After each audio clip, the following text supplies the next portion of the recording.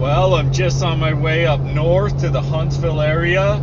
I'm going to Algonquin Outfitters to pick up a Swift Keewaydin ultralight boat.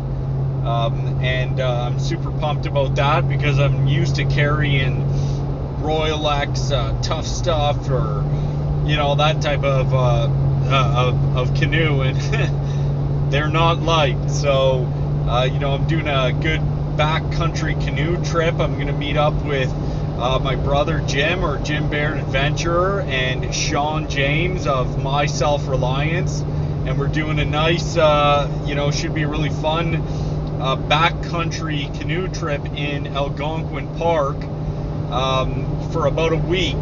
So we're gonna take a week, and we're gonna get onto some brook trout, hopefully. Kept getting pushed back. Hopefully the bugs don't get too bad, but I'm sure they'll be out now that it's getting later in May. But looking forward to getting some trout in the pan, getting this canoe on the roof, and getting an early start tomorrow morning. So it should be an awesome trip. It's pretty long one, a lot of portaging, but that's how you get to the good spots, right? So looking forward to it. I'm just headed up to Magnetawan now to stay at my brother Jim's house and his wife Tori, and their little son Wesley, and of course Buckaroo, Buck, the white fluffy adventure dog. And then we're launching tomorrow, so beautiful day and looking forward to it. Here we are in Kearney.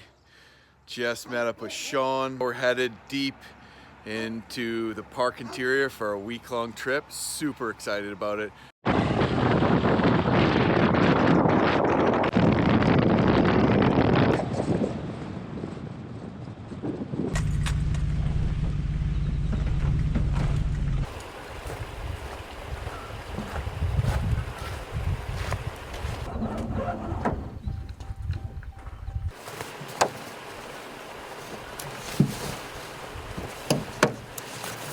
Where are you headed? I was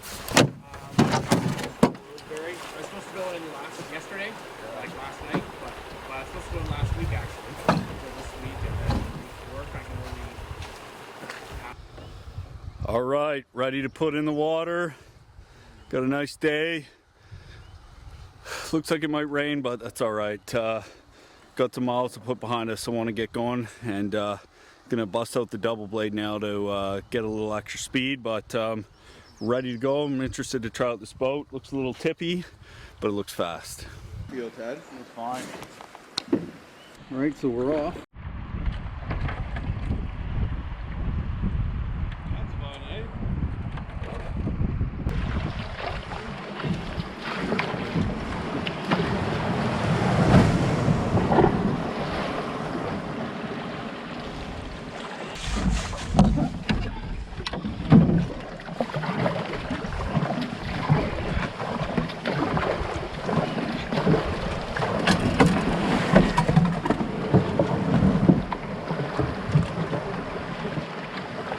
Yeehaw. That's the type of spot that, this time of year.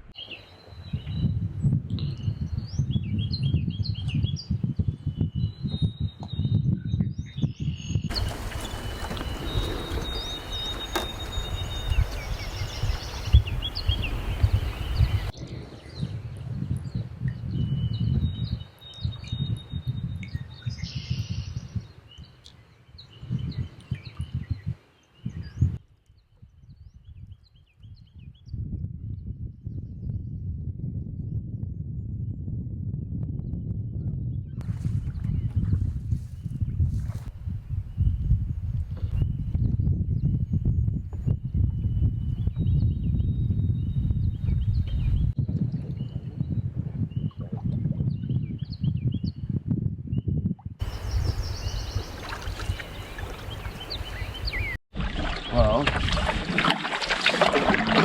so we just launched and we've already seen a moose. It's amazing. What length is that one, Shawn? 250. 250? Yeah, I think gigantic. Jim's is Yours is 255. I had to have a bigger one to paddle across back here, it's just wide. Yeah, this one's a 245, and I was like, it's okay for this boat, but for that, it might be a little short, you know? Last time we were here, there was some big wolf tracks coming across here, and it had been digging up some old turtle eggs. Yeah, right up on this old bridge here. Yeah, because there's this sand here.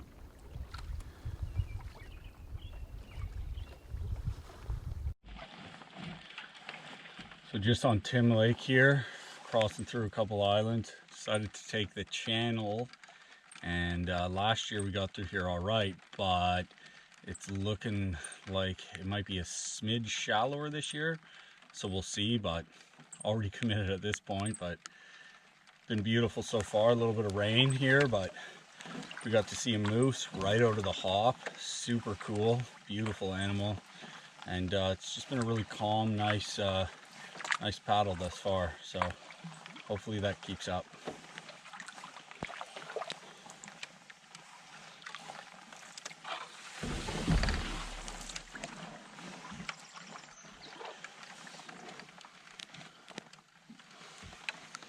Oh, I can smell the pines. It's a big stand of spruce and white pines right beside me, and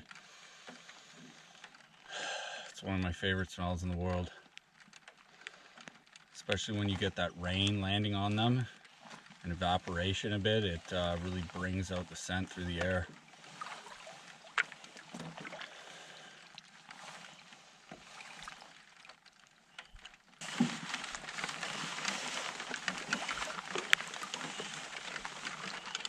Soaking in the smell of those spruce through there. I love that too. So nice. Yeah, first thing in the spring to be able to smell that. I find like when it's raining like this, or especially after, like a little after it stops, if the sun hits them and you get that mist, Yeah. it's like amplified. Yeah.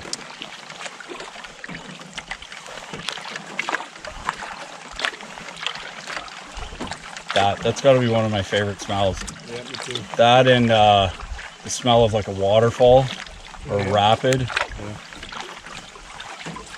Big pine needles in that sunshine there. Yeah.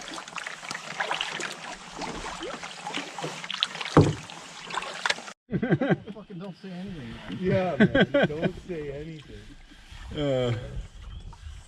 We're doing 388 kilometer meter portage into Floating Heart Lake. What river are we heading into? We're en route to the Nipissing River. That's where all the giants lie, and the gold and the tales of adventure and brook trout dancing on their tails come from. It's a majestic land that I've not yet visited, but I've dreamed of. Wow, Ted.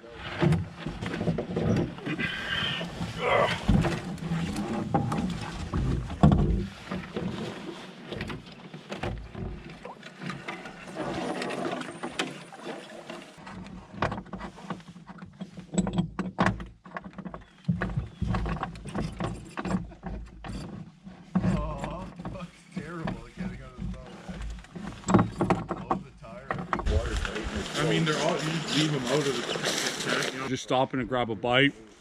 I had to tweak my system, my portage system for the single carry a bit, because that style of boat, the seat ends up pushing down on my backpack and pushing the canoe forward. So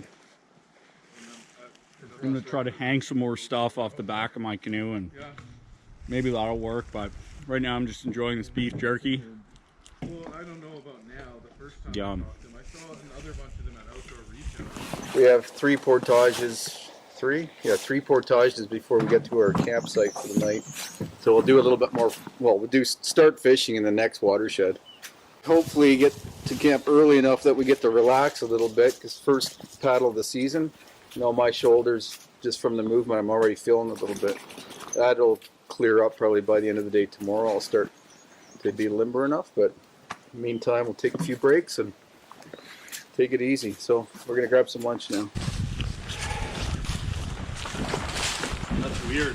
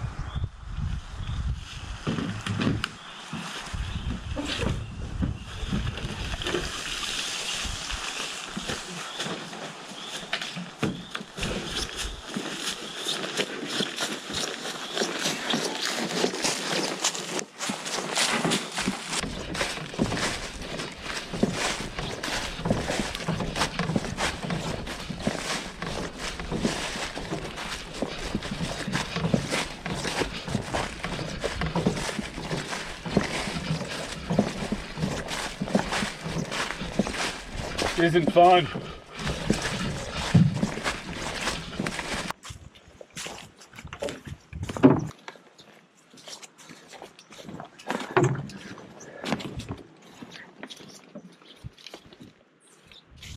Buck. I know. Hey, Buck. Other boat. Hey. Buck, come here. In the boat. Buck. Come here, Buck. You big floppy old dopey Malamute. Come here.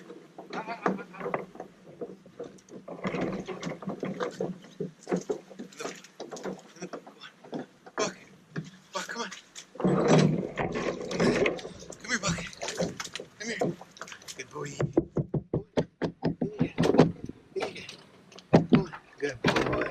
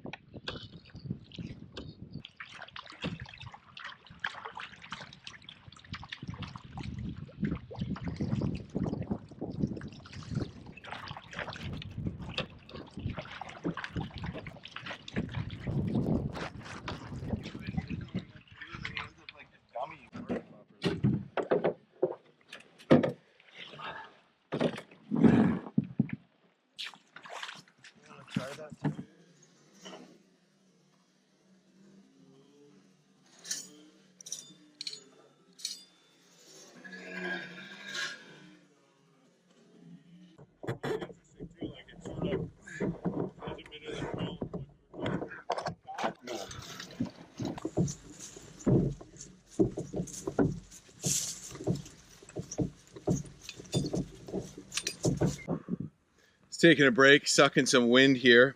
Shawn managed to catch a brook trout. We haven't really fished much. We're trying to get into the interior, get to where the fishing's good.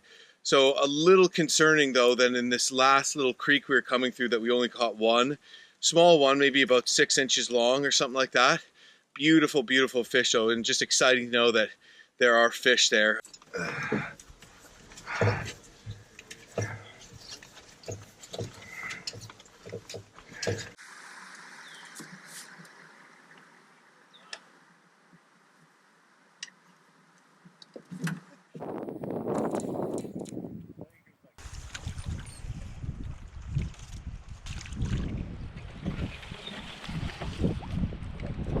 Out your rod.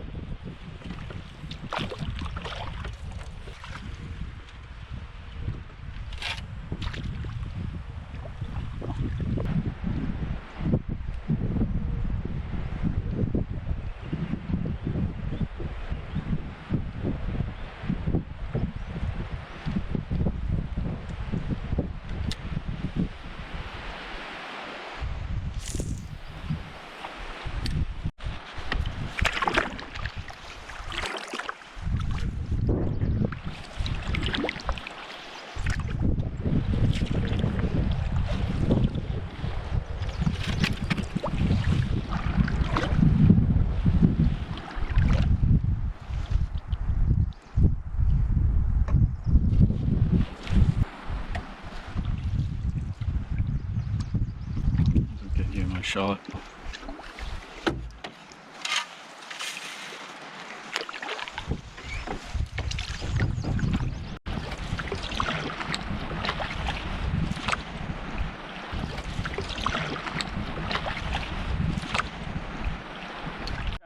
Maybe when the temperature drops a degree or two. Well, that might be worse. I don't know. Just because the water's so cold, eh? Water's cold and high, I guess. I don't know. I don't know, like last year, was it last year or 2 years? Last year. Last year, the water was a lot higher when we came in. And Yeah, baby. On the board. Well, that feels good to get on the board. Decent size. Well, actually it's small, but brook trout, you know what? You don't waste any meat because you gut them and then the meat just falls right off the bones and you literally get all the meat. So I don't mind keeping some smaller size ones and letting the big ones go.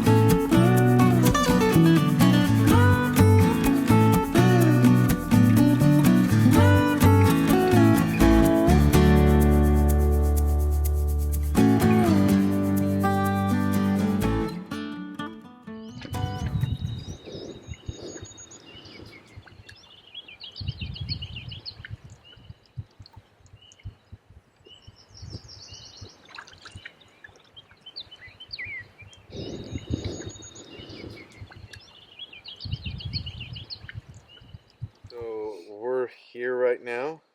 Yeah. Okay, and then tomorrow, you think we're trying to get to around here, right? Yeah, so each of these log dams and portages are good fishing too. Mhm. This is really nice long stretch of rapids there, but Mhm. that's actually where they're staying. They're staying there Mhm. tomorrow night and they're going to fish all that, he said, in the morning. So we're going past that and stopping there. So Okay. we got some pretty good fishing in the morning. Yeah. Would have been nice to get ahead of those guys. Yeah, yeah. But tomorrow's not going to be as bad as today for carrying. No, well, this one, it's This only one's a fun 875, one. right? Yeah. Yeah, I mean, that's as bad as the last one we did. Same thing, right? About? So nice, yeah. Well, the nice thing is we're going down river, so most of Yeah. the portage is actually, as soon as you get off the bank, you're headed Down. down. Yeah. Sweet. so I'm gonna jump in here and I'm gonna pick a spot on the map, and I'm gonna guarantee a fish. Okay. All right, let's see what you got, Ted. Oh my God. Guaranteeing a fish at a spot on the map. Guaranteed fish. Right here. The top of the portage. Yeah. At, Just like on the pocket saw. I'm fishing it well, Ted.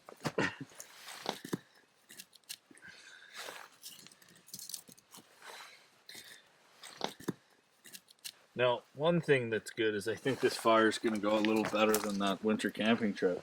The garbage bag didn't work. Back and forth film. Yeah, right. It's like, doesn't get much easier than that.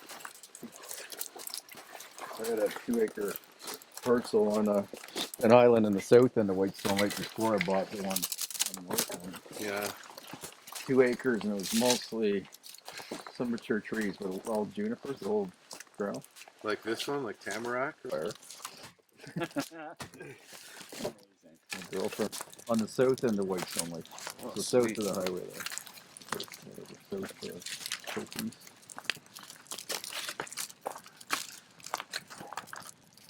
Oh, that smells so good. Yeah, I love that. After burning hardwood all winter, eh? Yeah. So I was going to chat with him. I thought that it was just like for show. I didn't realize. Me with my vegetables, vegetarian night.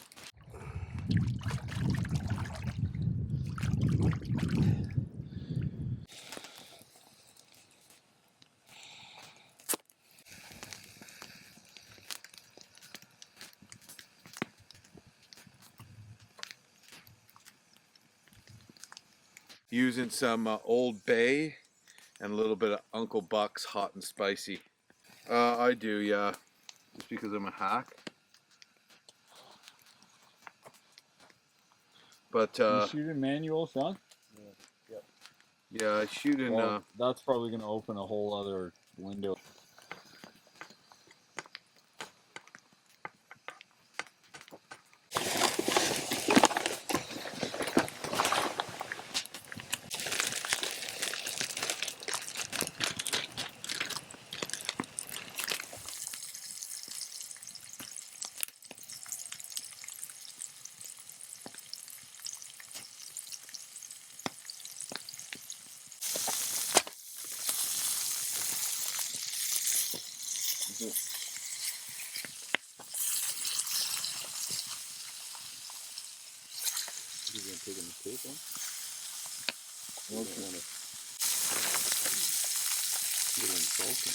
Yeah. And, Before carbon and cobwebs. Oh. No, I'm gonna give this a fuck.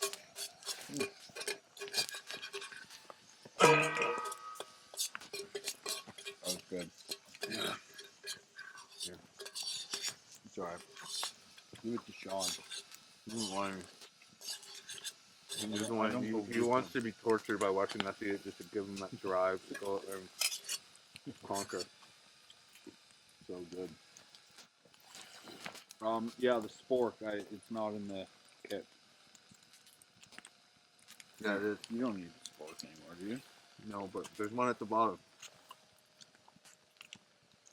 At the bottom of the mess kit.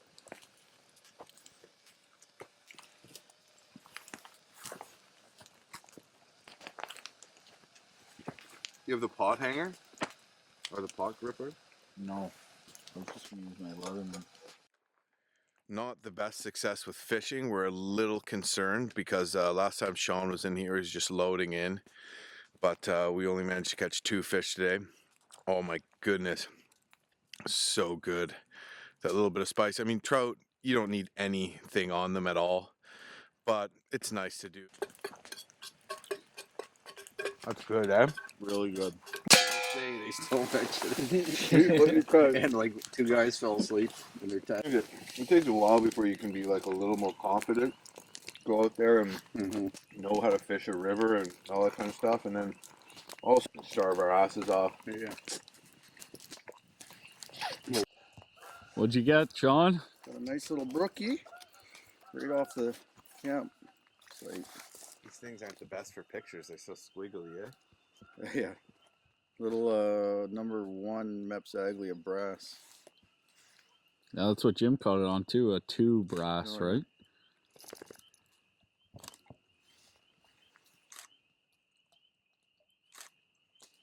Wow, beautiful. Just a little temperature change, eh? Yeah. I wouldn't mind eating a brook trout, I'm not going to lie.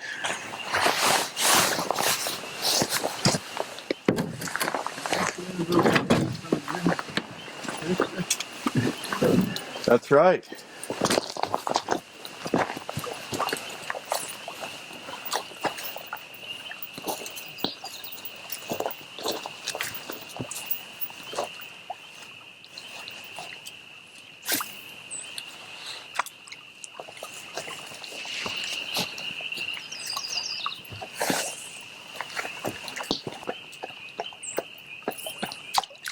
That's about double the one I caught, eh? Yeah, oh yeah, at least. Yeah.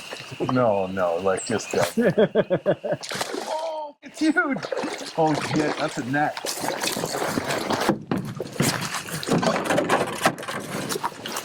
Holy.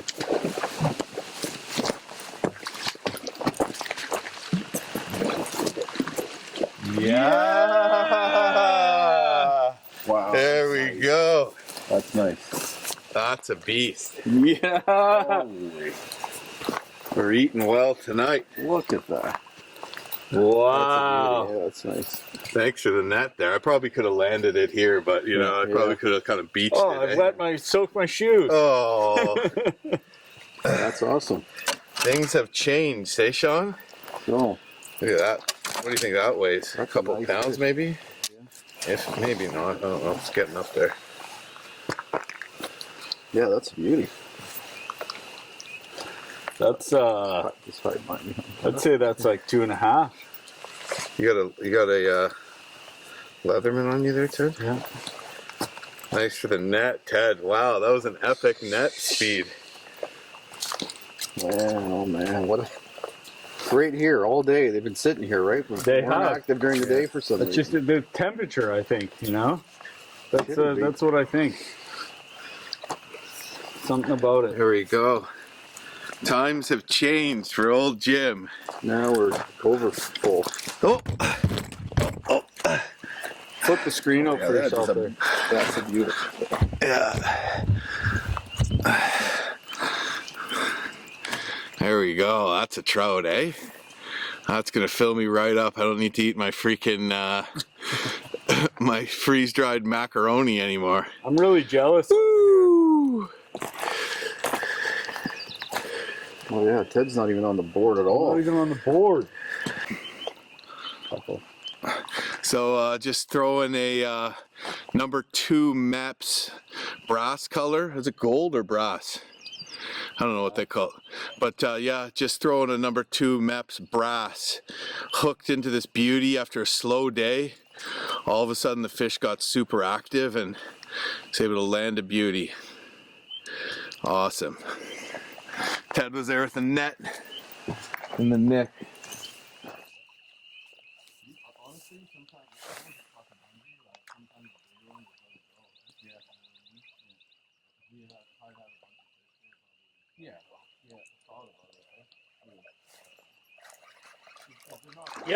Yep. It's a nice one. Net. Yeah,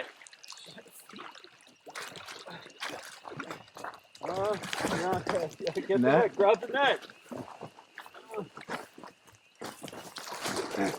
Oh, bigger than mine. Oh my Dude, that's like 3. Yeah. Dude, that's like a 3-pounder. Yeah. Substantially bigger than my one. Ted, It it takes a while to get on the board. You know, Shawn provided the inspiration for this, though. He just Shawn, you grabbed a did. rod and went out You there. get the assist. Guaranteed gets the assist. Look at that. Dude, look at that That's thing. an awesome fish. Wow. Dude, that's substantially bigger than my one. Yeah. For sure a 3-pounder. Maybe more, man. Can't believe. Yeah. No, this is. Well. Yes. That's a beauty trout. That's why we came here. That's what we were here for. Yes. Hold it a little more directed to me. Wow, dude. Great fish, Ted. Yeah, nicely done. Beauty. That's nice, Ted. Yeah. What a day. Look at this brookie I just caught. That's something in a little river like. Man, doesn't get any better than that. I got to give the assist to Shawn for just getting up and taking another cast after we were demoralized and pulling one in. And of course that that gave us the inspiration to take a few casts ourselves, and did it ever pay off? So much easier with gloves. All right, in the meantime, let's keep this other one.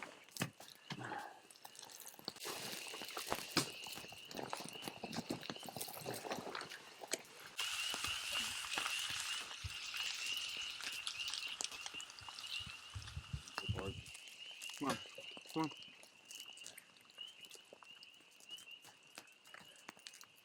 This, you know, the cooked part peels off, but the parts that not cooked just stays on the bone. Yum. Well, it's the end of night one, and it was a epic day. Just really fun all around. We're getting to bed a little later than we had hoped, because, you know, Shawn just hooked up with this brook trout while we were all hungry, and we all ran out there and also hooked up on some big ones. Of course, we saw that moose today, and a lot of hard work, but it always seems to pay off. So it was a great day for sure, and I'm happy it's only day one, and it's only going to get better from here. So pretty exhausted and wiped, pretty dehydrated. Probably should have drank some water instead of rye, but that's what was available. Anyway, ready to go to bed. Kind of upset I soaked my dry pair of shoes and a dry pair of socks, but it was worth it. That double banger soaker. Netting like Good night.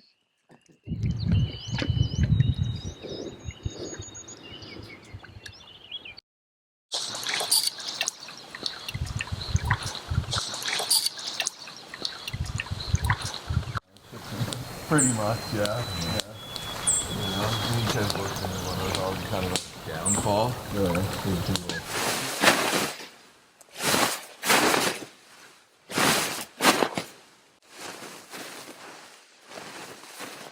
Shawn's shoes are literally.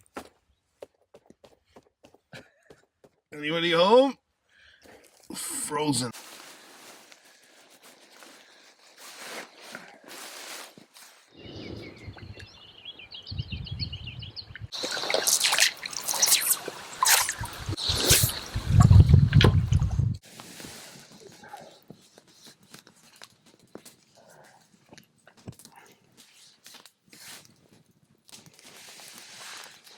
Fire is so nice.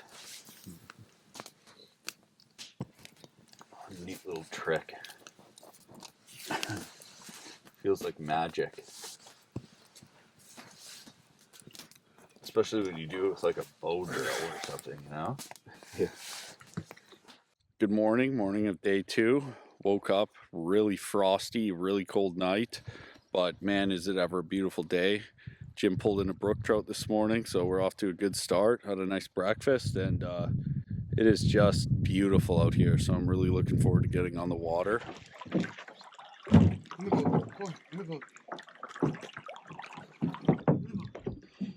Good boy.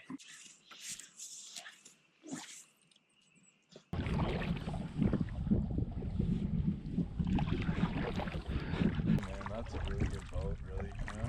It is. Not the nicest paint job. You don't like bright blue? Baby blue?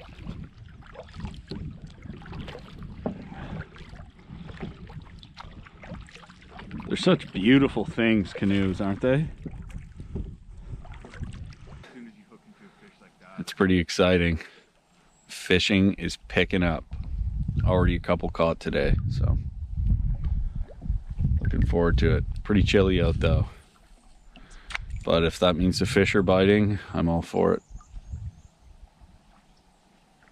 These guys stayed last night. This is where we were supposed to stay. So they... Well, you know, in the end, I think I'm happy we stayed where we did. Yeah, like, yes. Isn't this where I guaranteed a fish? I think it was. I gotta take a cast then. I think, yeah, I mean, yesterday I got the moose and I got a couple, like, nice fish picks, so I think I'm pretty good.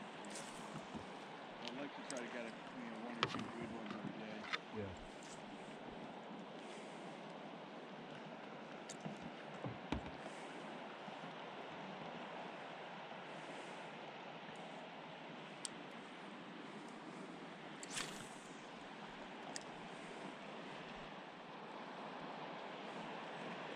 Looks like they fished it out. You're gonna smash boulders. Yeah, it's too low. Yeah. And you could line it down the left. I think it goes longer than you think. Yeah.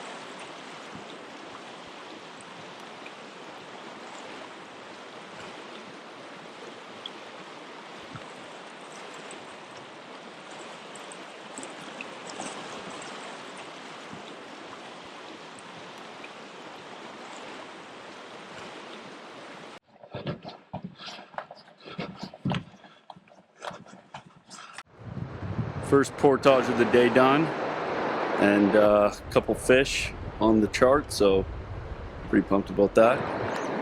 And beautiful spot here. Ready to head down.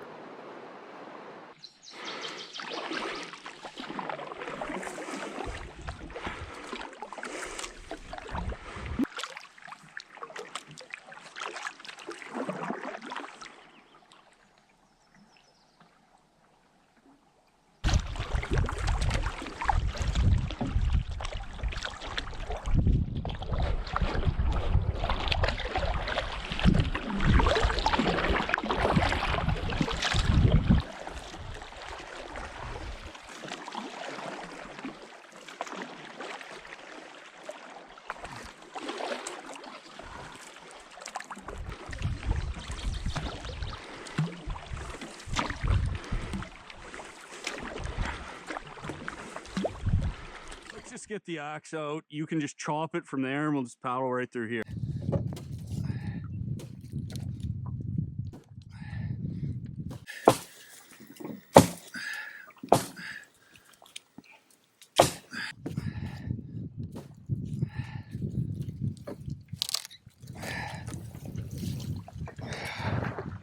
Paddle over. There you go.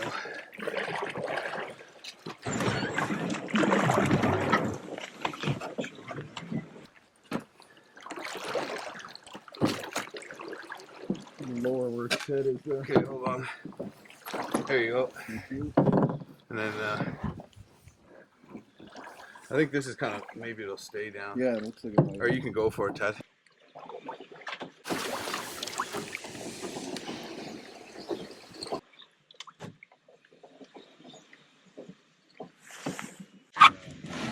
So we might want to see if we can catch a couple more fish in high view and then have a lunch at the bottom of it.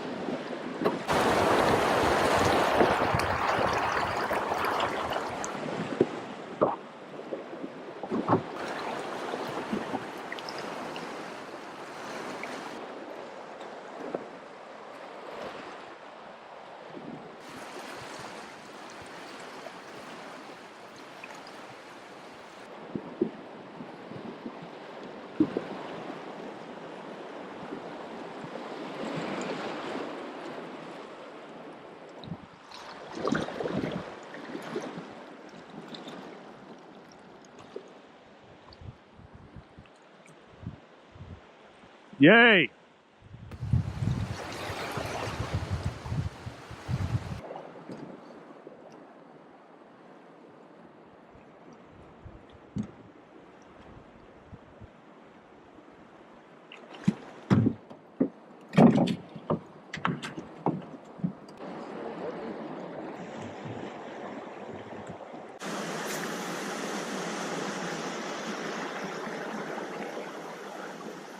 Oh yeah, got a nice one. Feels geese. Yes! Look at that. Running the rapid, first cast brook trout. This is my happy place, ladies and gentlemen. So just stopped for a little shore lunch here, and we got a nice little fish fry we're cooking up. These guys outfished me today, but I still got one, lost a few. They're rubbing it in. And I fell in the river again, so I feel like these things come like, you know, in groups, like sneezes sometimes. So I'm on to 3 spills this trip, but I haven't filled my waders, so it wasn't that bad, but kind of demoralizing. Especially when I just lost the trout right before it happened. Too bad I didn't catch it on film.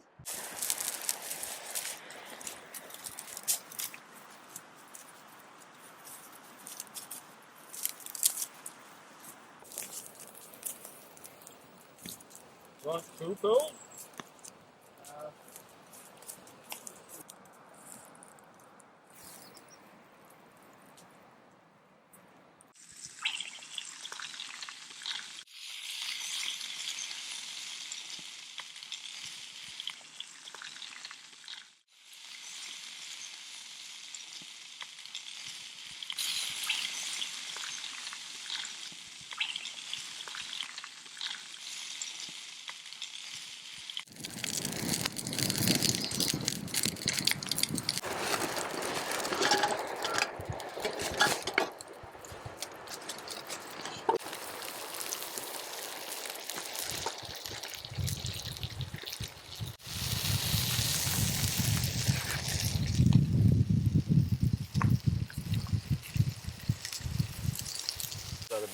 That's a good lunch.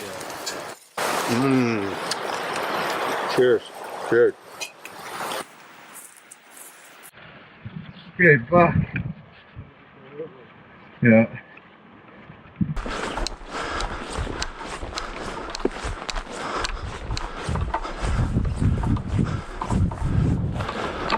Wow.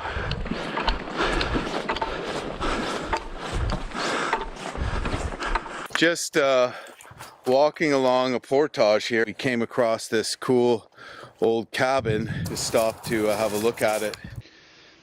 Well, I'm just here in this awesome cabin. I mean, this is authentic, pretty spectacular place. Just the smell in here, it's you can tell it's an old place. And it's really cool to check out. I'm sure it gets ripping hot in here if you got that thing on at any time of year. And one of a number of historic ranger cabins or shelter huts strategically located throughout Algonquin Park. After a hard day of patrolling and maintaining the park's vast interior, the cabin was a welcome sight for weary park rangers. Originally built in 1922 on the site of an old J.R. Booth lumber camp, it was home for 2 rangers for 6 years. Wow. Before being struck by lightning and burnt to the ground in July of 1928. Immediately after the fire, the cabin was reconstructed for $37.50. Wow, times have changed. Well below the budgeted $50.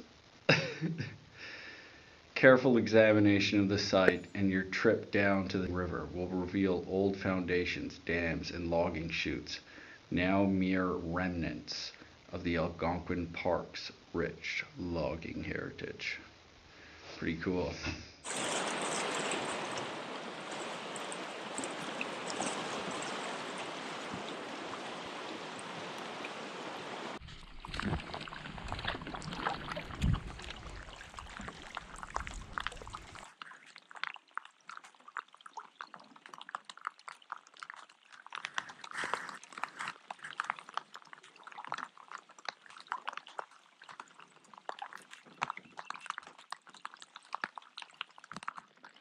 Never really warm enough to take all my layers off. I still have a vest and shirt on, but most of the day it was cooler than that. And now, this is very cold rain. So I'll get to camp in about an hour and a half, and first thing we'll do is set up probably a couple of tarps and get a fire going.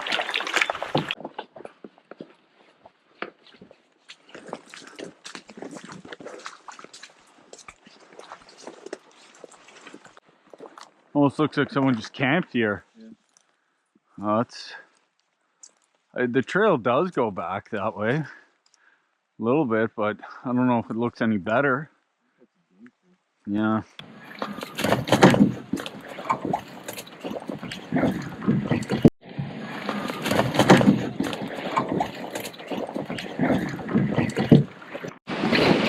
Real, Jim.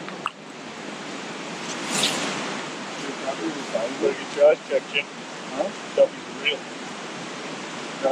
You tied that ball from there? Upside down. You're gonna tie the string in the top. You can tie, no, tie that to that ball from there.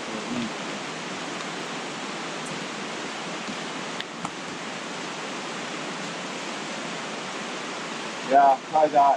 Make it long though. Tie it so it's really long. Like just tie the end of the rope. There, up top. You used a rock. Remember? I got my stick like stuck up there and like fucking took me like an hour to get my rope untangled.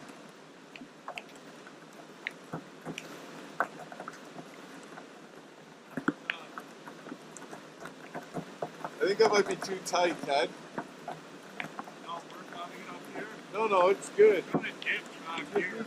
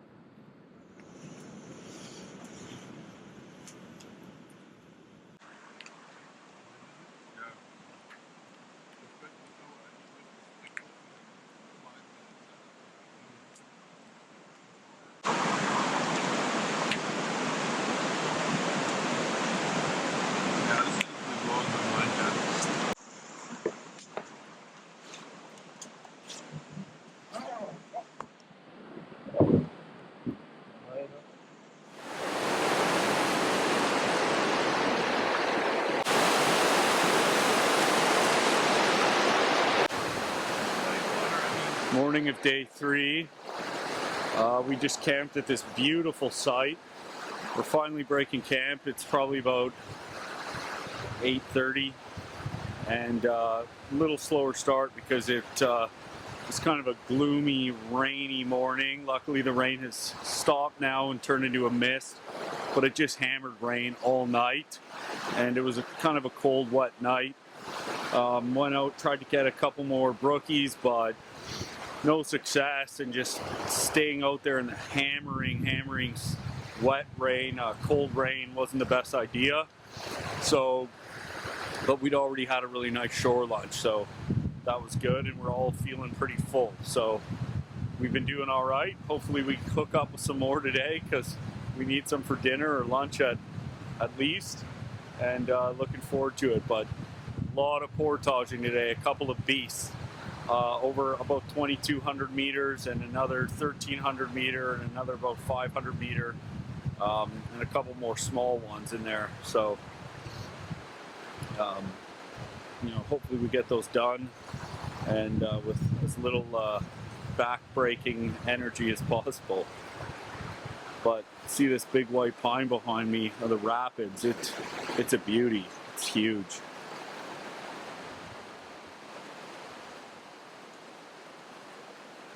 Hopefully it stays for a while. It's kind of being eroded by the river, and it's leaning over the river a bit, but might go down prematurely because of that. But anyway, it's nice to see for sure.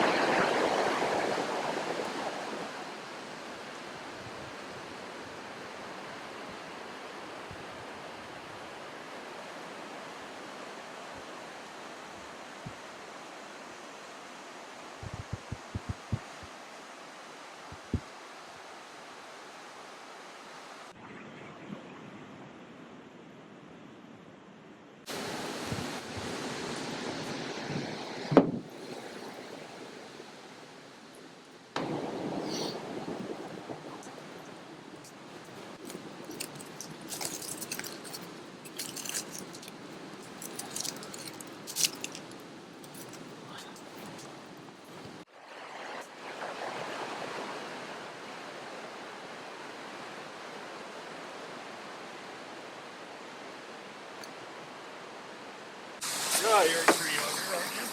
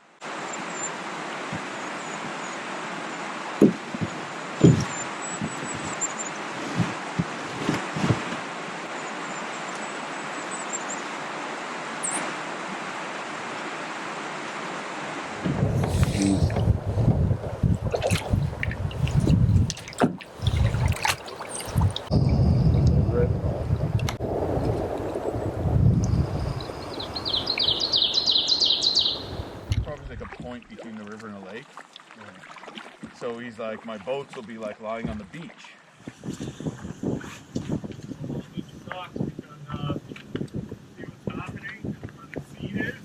Yeah. Oh yeah. Maybe you could just flip the carrying yoke around.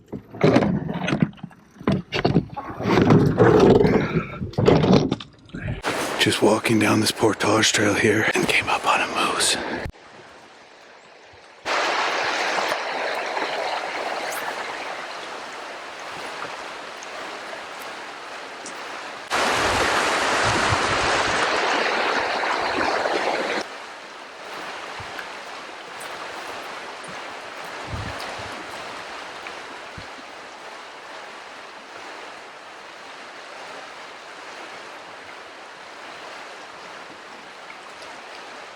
So that was super awesome. We're portaging along and right near the end of the trail. I'd seen some a tuft of fur up there, and I thought it was deer fur, maybe from a wolf kill, but it seemed a little too dark. And you know, there's not really any deer around here, so I suppose I should have known. And as soon as I came down here and I saw this moose that was losing its fur, I knew that's what we'd seen back there. And I think the sound of the river kind of covered up our sound approaching it. And Shawn managed to get right up to it before the moose looked up and immediately was spooked. I think we kind of surprised it, had no idea we were there, which is pretty awesome. And then kind of drifted back in shelter a bit, and when it saw we weren't leaving, it decided to head on its way. But really cool experience just to see a moose like that on foot on the trail. Usually it's at a distance on the lake or something like that. Obviously we saw one from the canoe, but it's really different experience to see one on a portage trail. So that was pretty awesome. How was that, guys? That was terrible. Except we saw a moose. So that was kind of awesome. Rewarded for the hard work, I guess. Kind of. Washed out portage, a lot of downfalls, alders, and on top of that, it looks like the contour line crossed over a 2-kilometer stretch, and it was really just a very gradual drop. So we're thinking we could have run it, but we got really, I don't know, flimsy boats. So running it with all our gear maybe wouldn't be the best idea anyway. Yeah, I don't think right. And so we're gonna go back and run it, take a few casts and maybe some eddies. You know what I mean? Yeah. After all, the worst that could happen is we all die. Are you gonna run it? Pretty tempted, are you? Yeah, I'm pretty tempted too. Not many places I don't think you wouldn't be able to pull off if you saw some hazard. Yeah.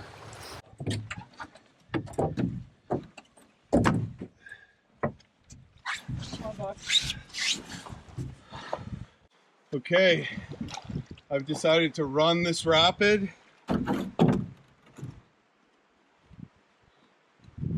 We gave it a little scout and we saw a long stretch of what looks like class 2s, very hard to scout from the river. So I'm a little nervous. I'm going to be meeting up with Ted and Shawn. They're going to run the bottom part, but wish me luck because I'm going to need it.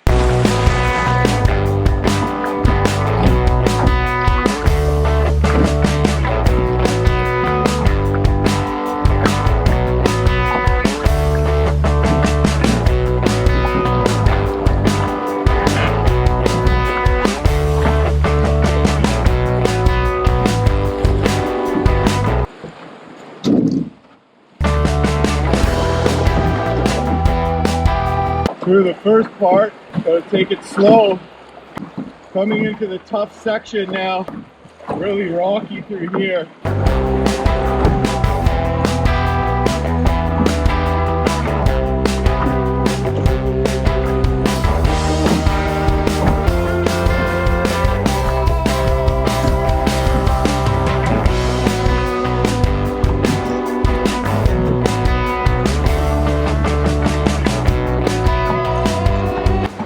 I think I see a tongue.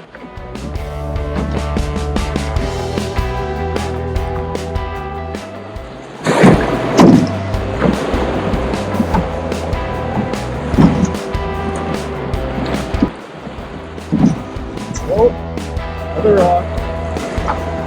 Pretty shallow coming through here.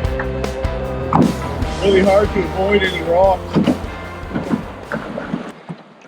Looks like I'm pretty much through all the white water now. I'm just going to catch this eddy.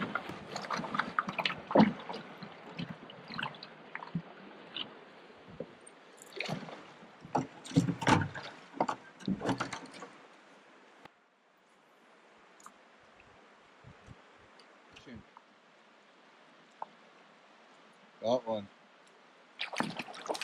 Yeah, baby.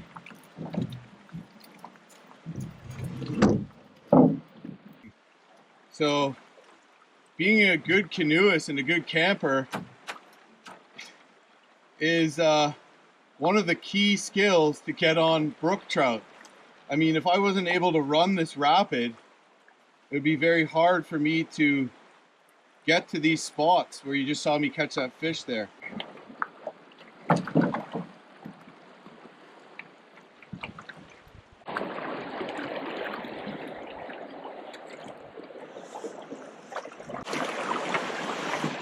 Beautiful section of the river.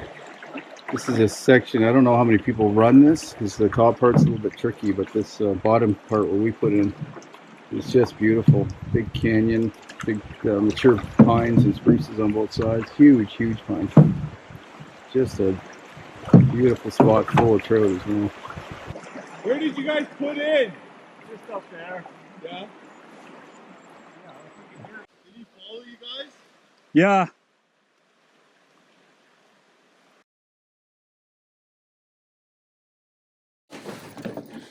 Another log jam.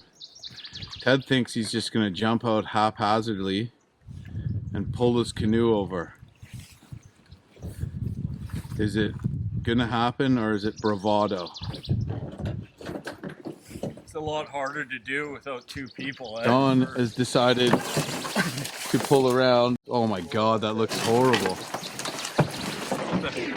Decided to go with the heavy end first. Smart.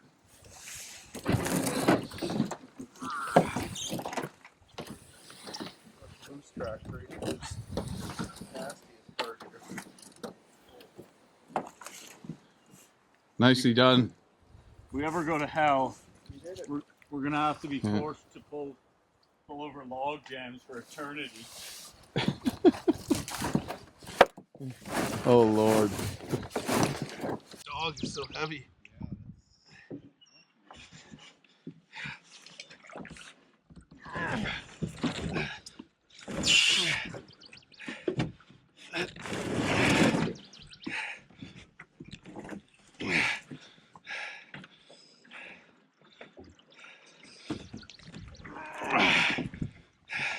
Buck, I don't think he's woken up. You're pulling over a much higher spot of the log. Yeah, but it's less slippery maybe? I don't know.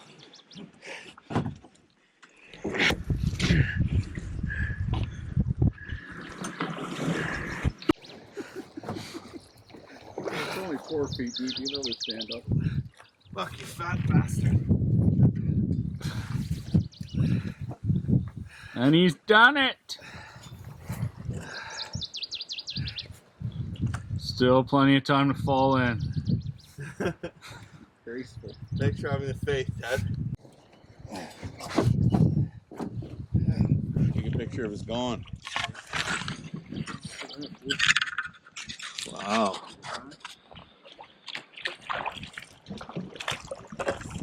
Starter. This is interesting.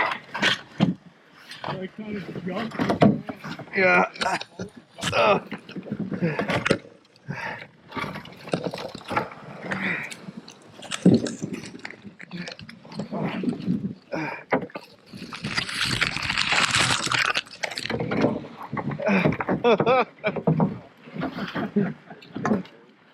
Hello, Shawn.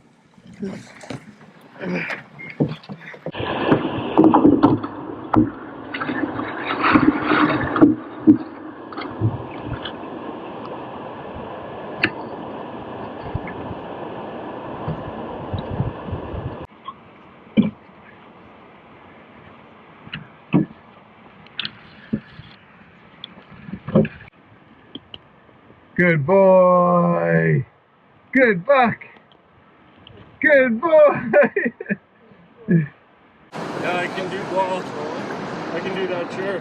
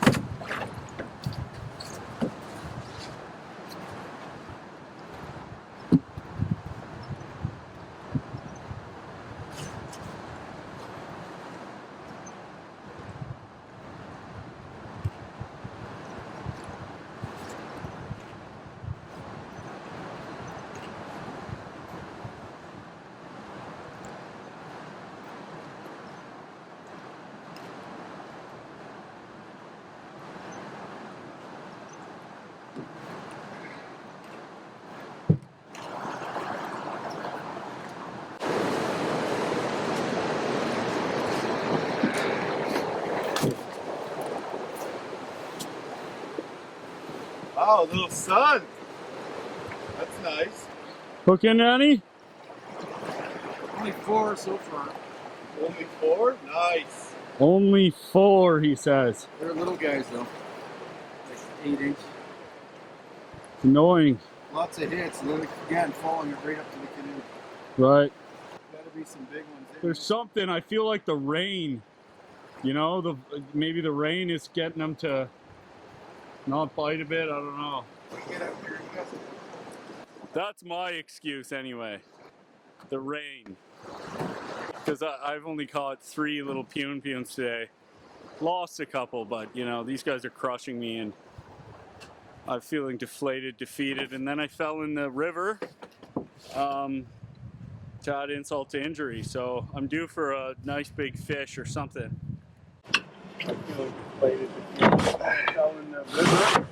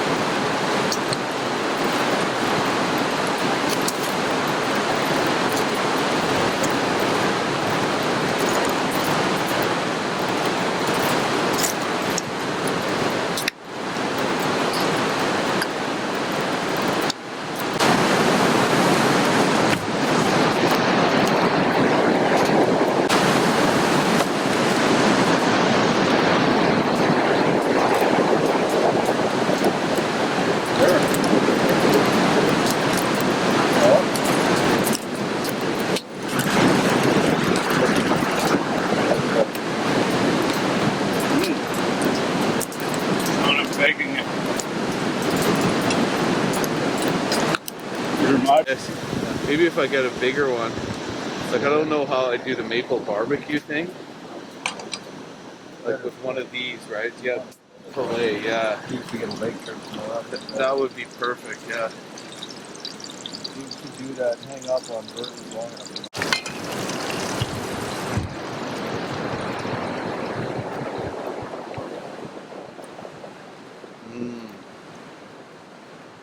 So good.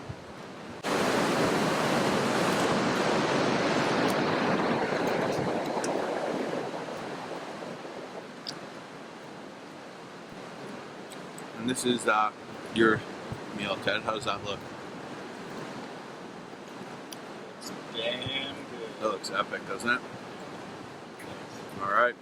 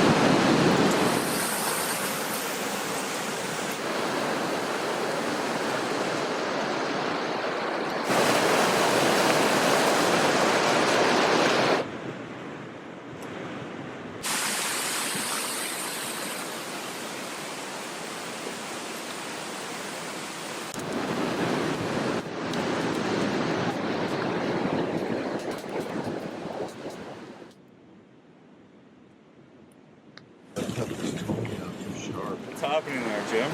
So somehow, probably because the socks on my waders in my shoes are too tight, they just pressed my toes together and somehow cut them and left like a really raw blister. So definitely something I want to take care of today before it gets worse, because it could get infected. And it's getting pretty sore. Surgeon's tape. It's good. I don't know though, because the neoprene on those mucks was waterproof.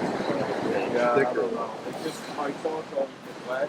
So when I have those on my dry suit, they don't. Right. The clouds moving now.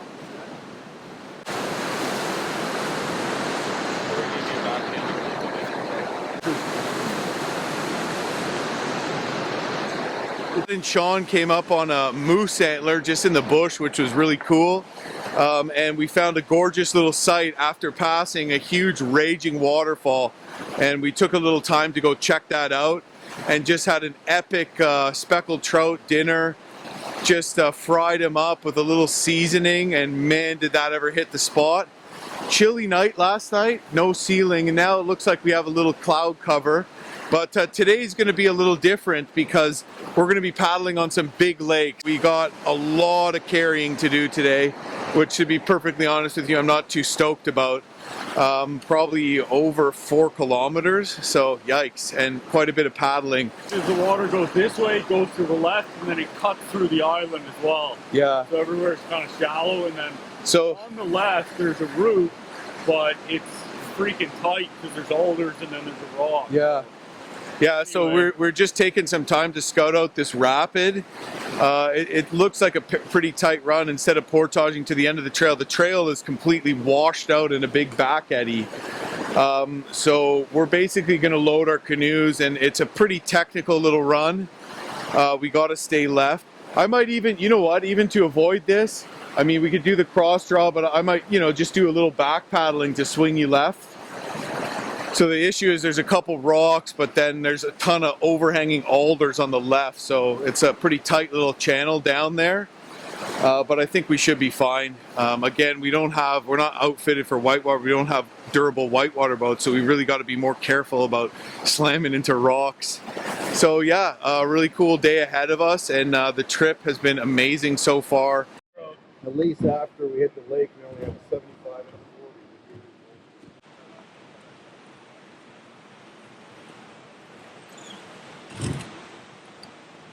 40.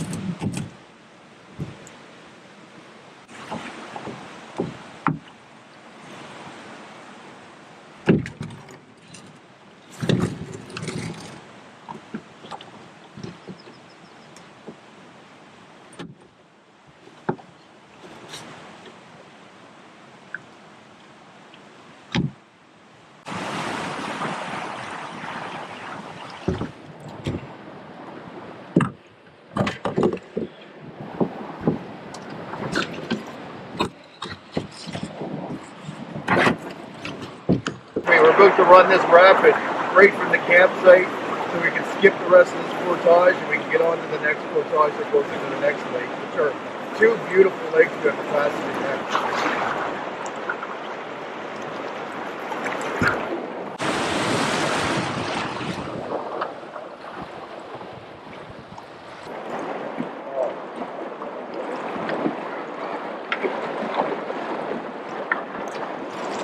Didn't see that.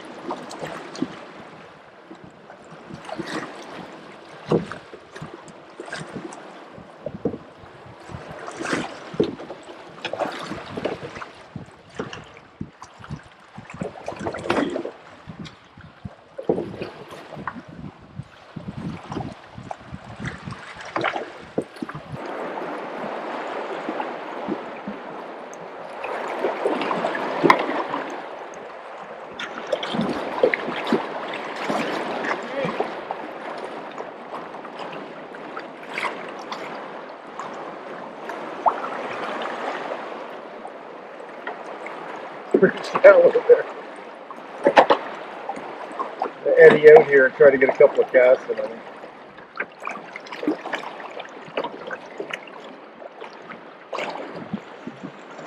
Doesn't get much easier than that, eh? No, except for the one rock. Actually ran it standing. I just stood up to look to see him. I got my monitor again. I gotta get a couple of casts in here.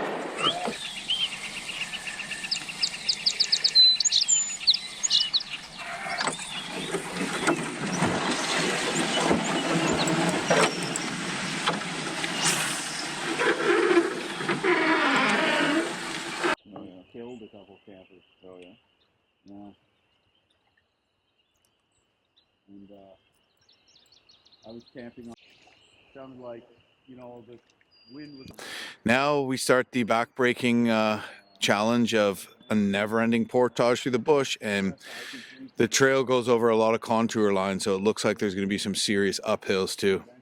It's 1930 meters, so pretty much 2 kilometers, and then we have about 200 meter paddle, followed by a 435 meter, followed by a 75 meter, followed by a 1200 meter, and then we have about 12K of lake paddling plus 2 other short portages.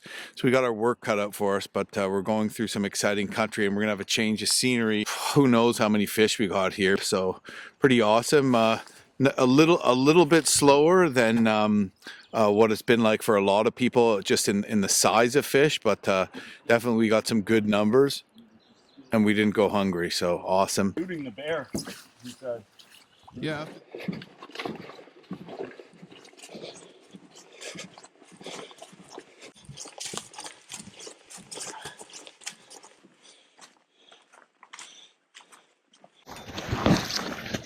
It's actually pretty deep. We're seeing a lot of snow when you get to these sort of higher elevation points. That and then there's a lot of new growth, balsam fir or something, that a lot of coverage from the sun, and keeps everything a little cooler. So the snow, winter is still holding on there. It was below freezing again this morning. This is day 4, mid-morning, and as you can see here, it's pretty deep in some spots still.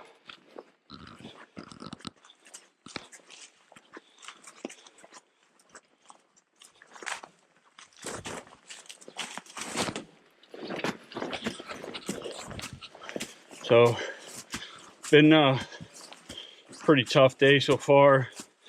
Got on the water, ran a little rapid below our campsite. It was kind of fun. Got a nice little brookie. and a few bites, and then started off with a 2-kilometer portage. It's a little over 1,900 meters. Floated across a tiny lake. Now we're on another 480-meter portage, and we still got another 1,300 meter today and a couple small ones, and another one over 2K tomorrow. So a lot of portaging on this trip, but it's just kind of how you got to get back into these awesome areas. So it's a price worth paying for us. And we haven't seen anyone for about 2 days. So that's nice. Got the whole place to ourselves. Had a great night last night. Set up a drying rack. Dried out all my clothes for the fire. Had to stay up a little later to do that, but it was worth it. And cooked up an epic meal of brook trout. So good. You know, just the perfect amount to have everybody's belly full. And had a nice sleep. Woke up this morning, it was below freezing again. So a little bit longer start, but because of that, but nothing bad. Still early. It's definitely gonna warm up. And I'm just getting to this gorgeous lake here. Like, it's absolutely green color and spectacular. It's about to put in down there. There it is to my right. If you can pick up the green color of that, but man, just a beautiful spring-fed lake. Awesome green.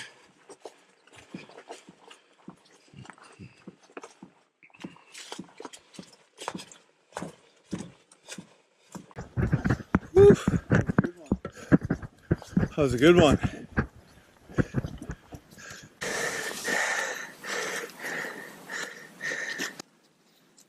Here you go, Buck. Your duties are relieved. What a beauty lake. So nice, so quiet too.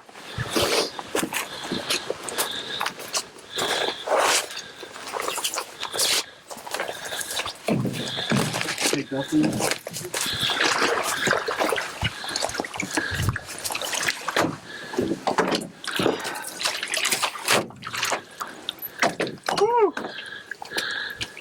One of the highest elevations in the park. So this is all just spring fed, and then everything drains out of these. It goes south, so there's very little vegetation in here. So really crystal clear, just beautiful.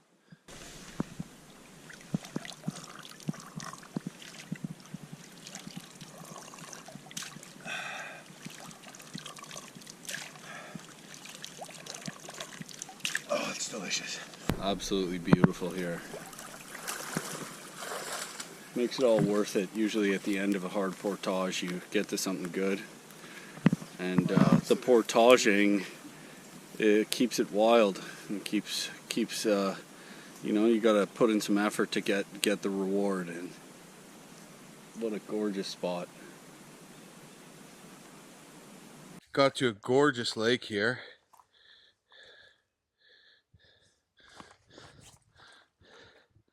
Surrounded by nice tall pines.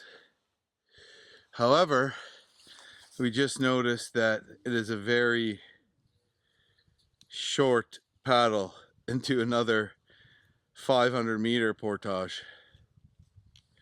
So pretty much this is just a break. What do you think, Buck? How you doing, buddy? Shawn's resting and not Buck? That's out of the norm. Buck, wow, you're peppier than us for once. Yeah, just like the cool weather. Oh, there he goes. Come here. Come here. Boy. Not a very graceful. Oh, good boy. Good boy. He's so cute. He's So good boy. control. The Malamute. 100-meter paddle and back at portaging again. I think we have like 7K portaging today, which just doesn't have a nice ring to it, but we got 2K done. So yeah, onward.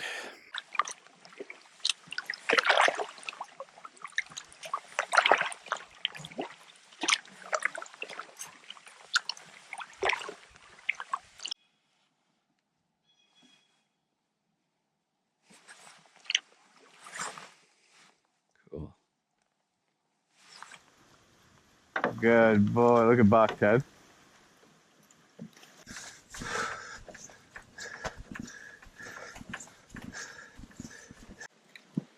To give you an idea how big that white pine tree is.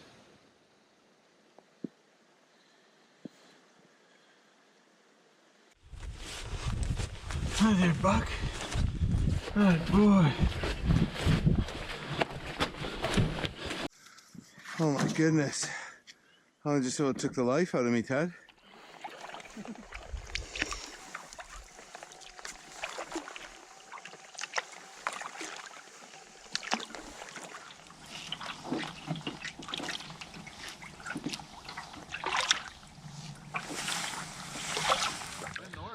Well, we just bumped into a group of people who have unfortunately, unfortunately, outfished us today. They caught a huge lake trout and another nice brook trout. We're hoping to get in some lake trout today, but we're a little behind schedule. That's from Drenalin Outdoors, right? Drenalin Adventures. Drenalin Adventures. Did you know that Shawn just calls Sean you? made the same mistake last year. Yeah. But he doesn't even call you Scott. He just calls you Drenalin Adventures. Well, I know, and I kneel down and try to get down as low as I can, but you know, 6'3", 240, it's like it's. I have the same issue. Yeah, it's tough. Me and my 13-year-old kid had to. So that's why I like the. Oh yeah. I like the higher front beam. Wow. Cause see, like with this, That's- when the waves that's- come up, Long ways away. That's scary, eh? that was half an hour. And He was 20, whistling 20 minutes, and, half an hour. Yeah, keep a whistle on first my year- PFD.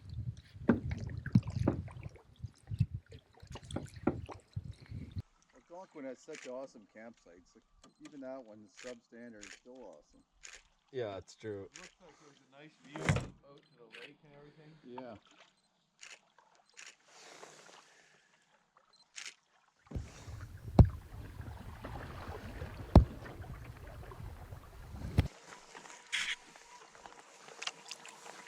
Yeah, with the wood trim, that's pretty cool. Yeah. It reflects really nicely. That's one thing that you don't care so much about losing, a tube jig. Unless it's your last one and they're slaying.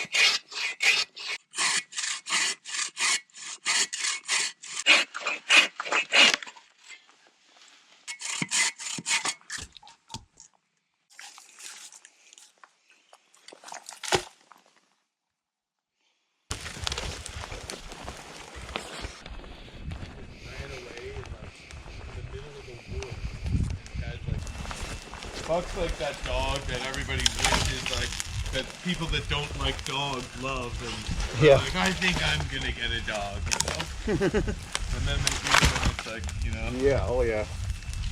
and it's like normal. Well, And like they're pretty nice. I was like surprised. He tied like a little for Shavasana. yeah. What? For Shavasana. Yeah, I think that's why, Like at the end. because you go to yoga. Lake trout? Oh, must be fighting like a lake trout.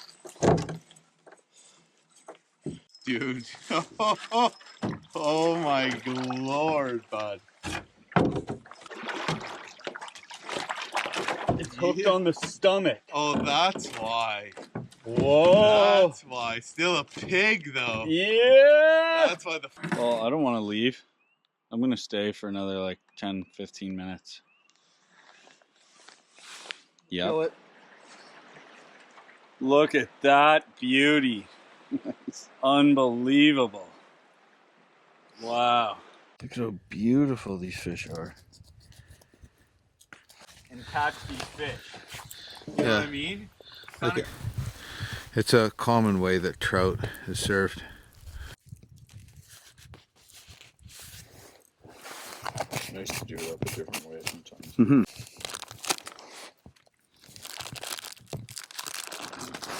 Chunks of lard in there.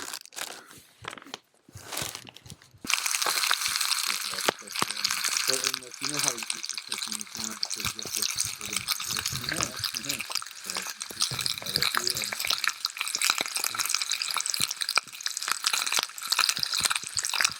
where did you get the idea to bring lard? It's just, it's kind of hard not to do that a little. You know what I mean? You don't roll into a Montana's and they have a bunch of like float bags dumped all over the place. Done it a few times, but I always stuff it when I do that. Oh, nice. Roll it back up. I use it with. Yeah, like, I mean, frying it, right? Like This is the Labrador tea that I picked earlier. Should just, I don't know.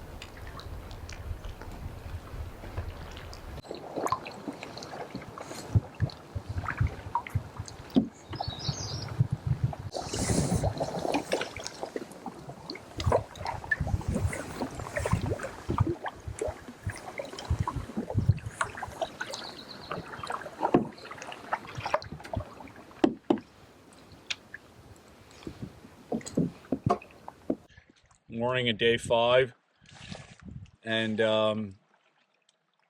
it was a awesome night. Jim and Shawn hooked up with a couple of pig brookies, which was amazing because we caught a little bit earlier on, but we're confident we were going to catch some more, and it was looking like another noodle freeze-dried meal night. But right before dark we headed over to the secret fishing hole, and these guys caught a couple of monsters, and once again we had the perfect amount, which has been kind of a theme of this trip, which is sort of nice. You know, we haven't had too little and we haven't had too much, so just the perfect amount of fish till everyone was perfectly full. And you know, it really hit the spot. Did it a little different last night. Jim butterflied it and Shawn filleted it and cut it up, and it was just nice to eat it a different way, and that was really good. But the cold weather rolled in and the rain was pounding the tent this morning until about 5, and I think it kind of, morally, I think we took a little bit longer to spring out of bed because of that. But we're on the water now, and it's probably, I don't know, about 8:30 or something, so not too bad. A little less portaging today, so we're doing all right. And of course we're hoping to hook up with a couple of nice brookies. Still time for a lake trout even, although that's becoming less and less likely. I'm due for one. I'm feeling jealous. I'll put some 100% fluorocarbon leader on, so we'll see if my excuse, my earlier excuse, is valid at this point.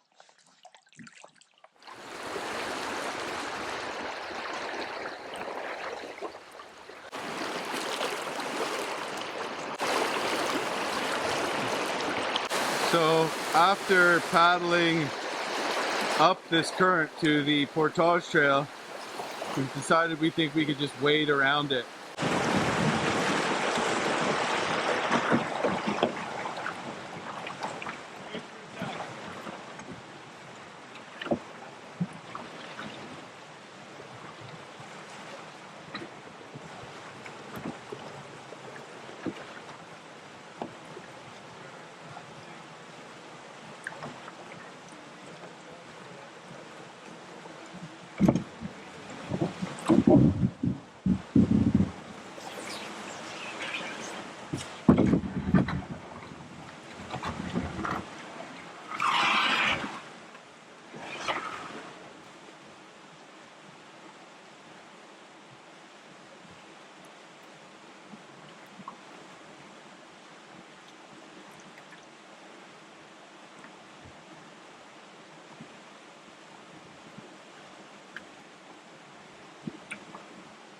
Look, guys, it's alright.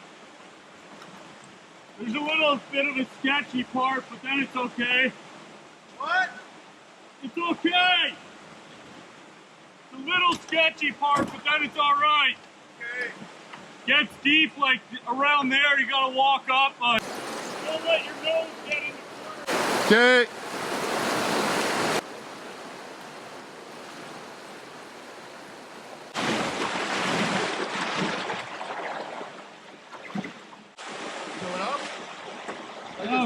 I just fell in there. Did you? I was carrying my canoe and I fell right down in the water. Oh. I'm going to get my paddle. That's probably good enough.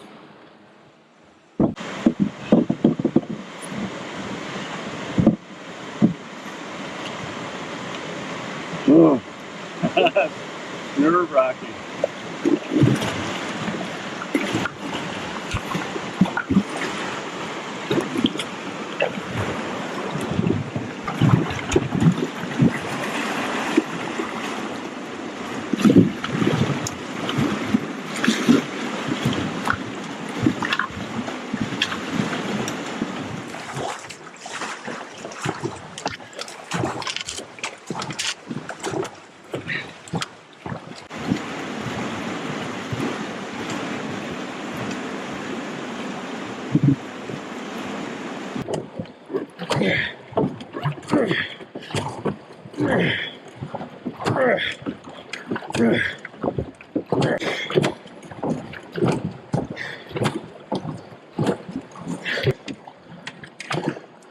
Paddling upriver.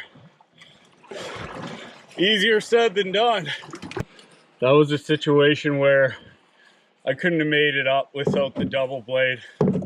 Simple as that. It's just no way. You just need that consistent power, faster, delivered twice as quick. You know, I'm a canoeist, but I'll admit it. Some situations, double blade is better.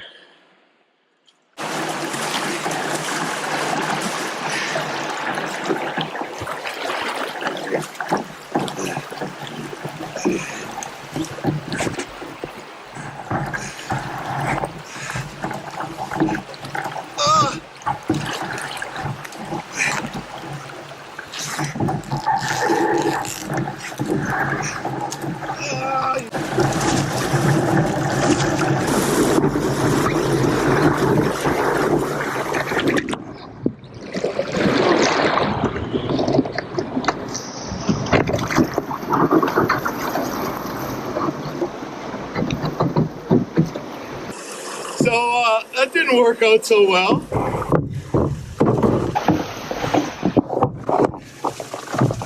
Like facing upriver and under the tree. I thought it would be more fun. It all worked out until my life jacket got stuck.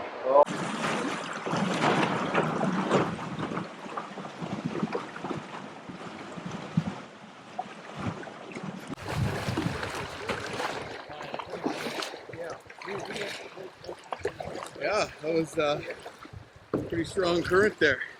We're now headed upriver. The brook trout fishing's been a little bit slower than we were kind of expecting. You know, we've theorized why that may be. I think that it's just a little early. The ice came out really late this year. And I don't think, you know, there's no black flies out. Nothing's really hatched. And the brook trout we have caught have had, mostly have had very large minnows in them. So not seeing too much of, you know, any larvas or that type of thing yet. We did see one with something in it like that, like I forget what it's called anyway, sort of like dragonfly larva maybe, but that's a good sign that things are starting to hatch. But everything's just a little bit behind and the water level's high, so I think that's what's going on. So we've been trying different things. I mean, we've been catching everything we need to eat, which is good, and that's all you can ask for. But we've been trying different things. So I just switched up to a leech with a weighted jig head, and I've got a couple nice ones here. Sean's using a spinner, and he's got a couple nice ones too. So, you know, we're slowly progressing towards dinner. But a little disappointed in the sense that, you know, we get to these incredible fishing holes and they just normally you load in, but this time it's, you know, it's hard picking and we're taking a while here to come up with a fish. But that's okay. It's delaying things slightly, but that's just how it goes.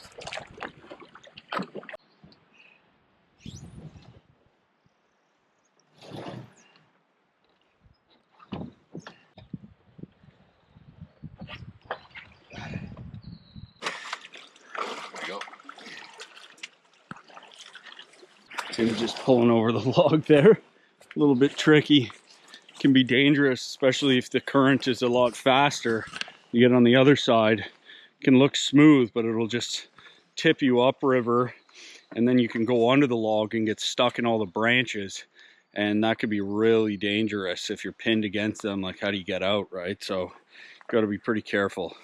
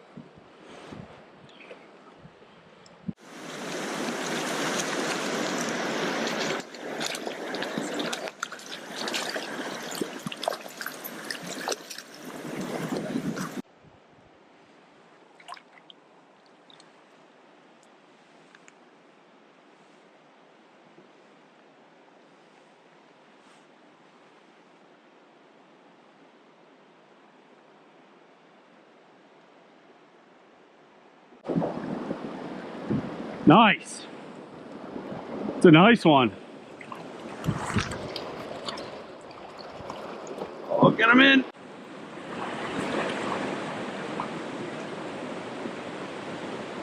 Number 3, Aglia.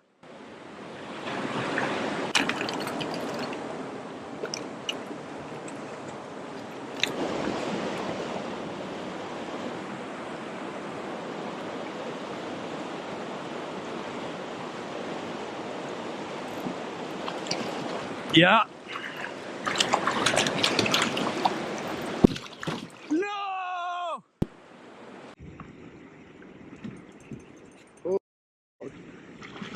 Nice. Nice one.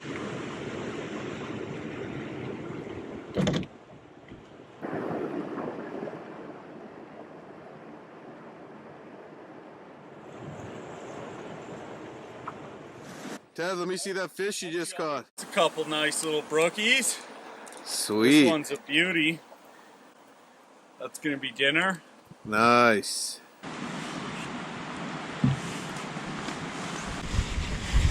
I've lost a good one. I released a big one.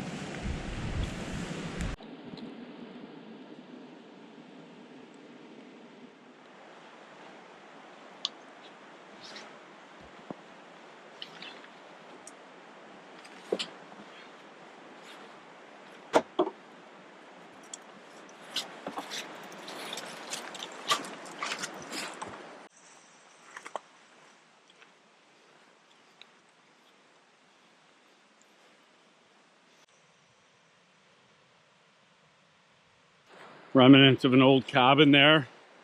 Apparently there used to be a farm here before the logging days. And I guess it just shut down once they started logging, but kind of cool to see the old stuff.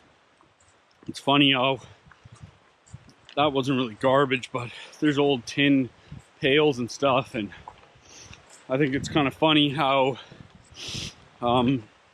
old trash, old garbage becomes interesting. If you see somebody leaving garbage out here nowadays, it's pretty upsetting, it's littering, but with age, old garbage becomes fascinating. It's a good look back into the past of what they had, what they used, and just kind of really puts you in the same place where they were a little bit more when there's something visible. You know, you might know someone was here, but when you can see physical evidence of it, it definitely makes it a little more real, or you feel more connected to that time.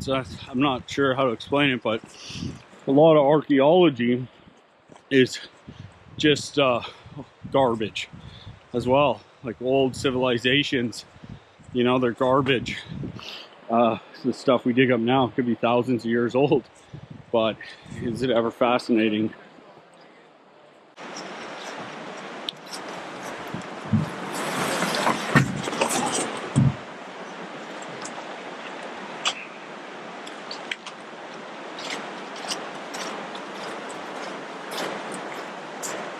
In the boat, go on. Go on, in the boat, go on. This is a normal portage sign, isn't it? In the boat, in the boat. This. The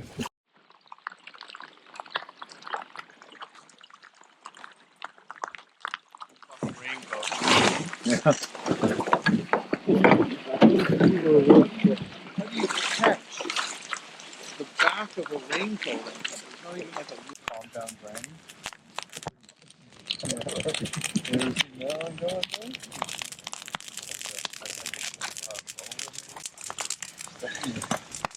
Just a square. Yeah, it's sort of square erection. Yeah, when you do get your axe, it's going to be these states. More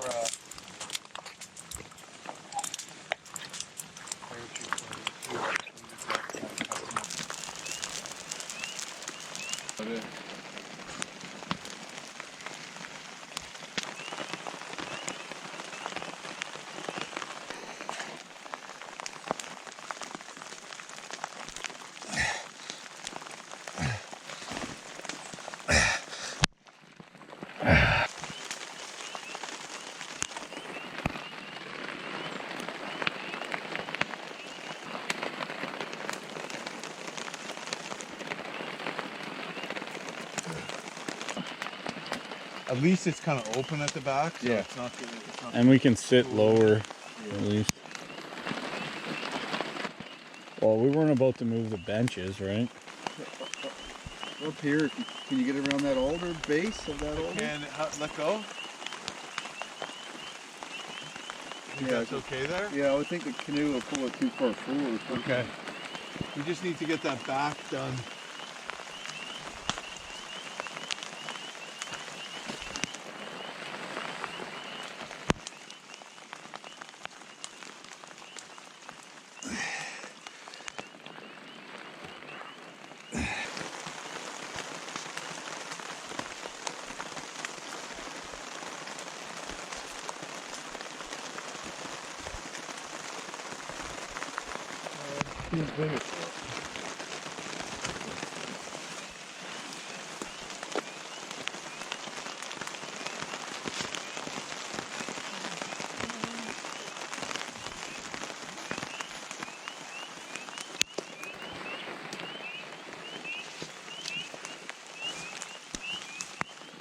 Yeah, it's not going anywhere.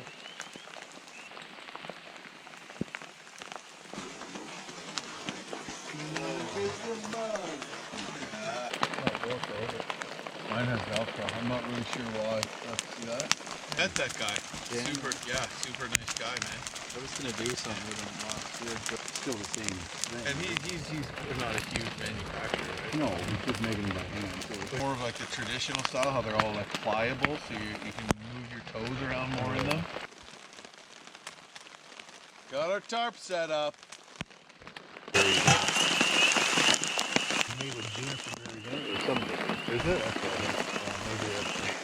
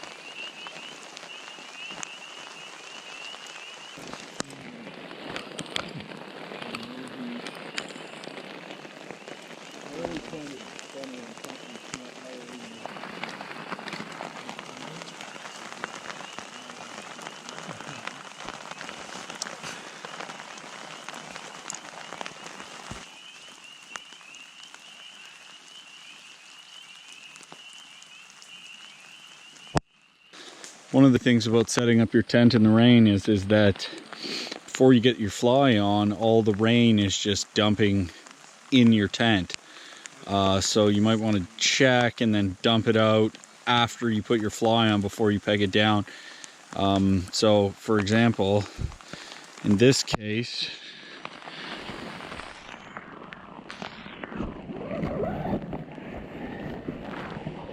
our tent has quite the puddle in it, if you haven't noticed. See? It's about a full roll of paper towel puddle, and that sucks. So I could unpeg it and try to dump it all out, but there is a border around. It's gonna make it hard to actually dump out. So what I'm doing, and I don't recommend this if this is something you can't spare, but I fell partially in the water the other day, soaked my sweater, and it's still pretty much soaked. So I'm actually going to use my sweater to dry this up.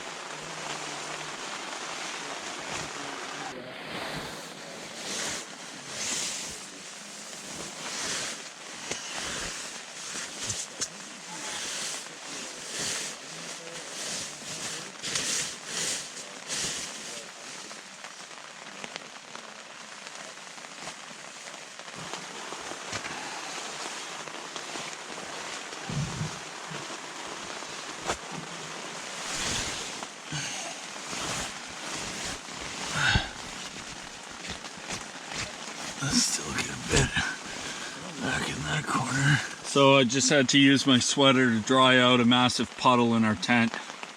That really sucks. My sweater was almost, well, still need a lot of drying. Luckily I brought extra, so I could sacrifice it, but yeah, not something that's really fun to use your sweater when you only brought 2 on a trip to dry out your tent because there's a puddle in it. Setting up your tent in the rain is a pain in the butt. Hey there, Buck. Oh, did you cover yourself in mud? Did you cover yourself in mud? Is that what you did? Good. Good boy. Good boy. Good boy. Good boy. And your pen. Oh, my pen. Yeah. Oh Look, no. it all burned.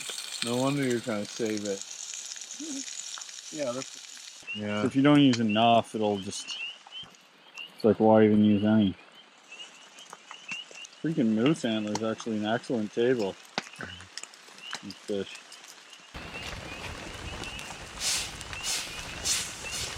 I'm butterflying this one. I don't know if it's I'm just splitting this. I'm not really making Oh, okay. Yeah. Yeah, we should have enough oil, I'd say. Yeah. We can serve.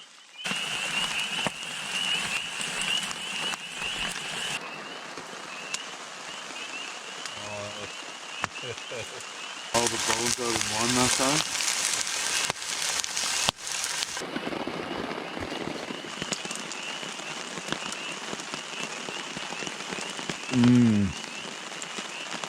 That's good.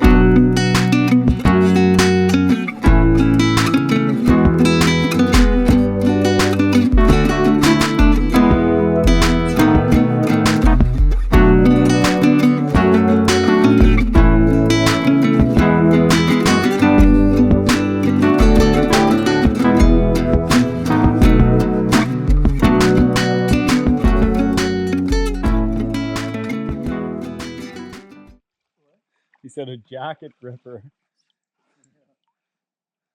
You gotta lie backwards and push it up. Just lie on your back.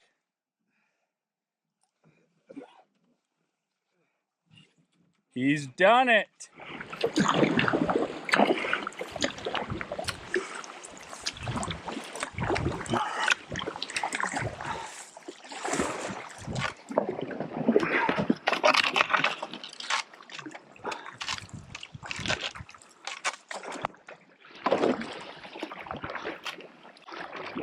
Break time.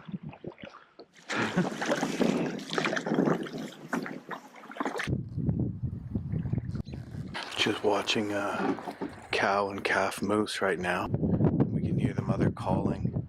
It's very hard to get a shot at them because they're in the dense alder bushes.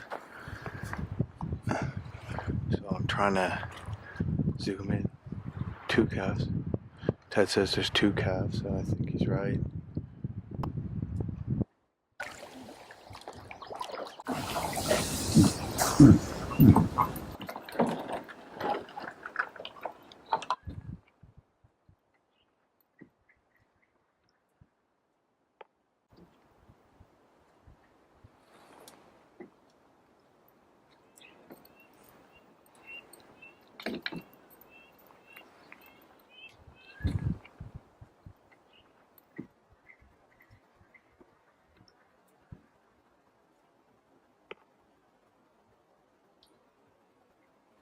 Just had an absolutely awesome moose encounter. Probably the best I've ever had. A mother moose that just came around the corner quietly, and there was a moose cow. And then I realized she had two like tiny baby calves, like born yesterday baby calves. They had trouble standing up and even walking through the alders a little bit, and they just never even moved. And she was calling them and they were squeaking back, and unfortunately they were in such dense alders I just couldn't get the camera to focus on them at all. Even on manual it didn't matter, but I got the experience, and so that was really awesome. I'm super pumped about that. Super cute. They were really cute. So it's been a great day.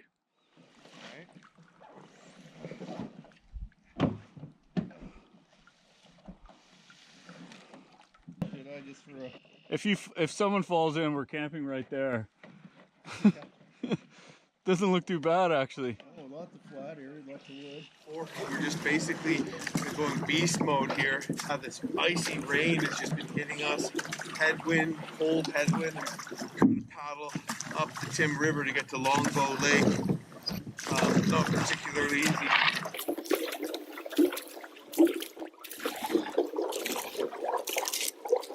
Feel that wind? Is that a wind? Or is it just hypothermia? I feel like this is like it's some sort of ice wind coming off the lakes and water. Should we start breaking branches down for a fire? Pretty good, right? Yeah, it works.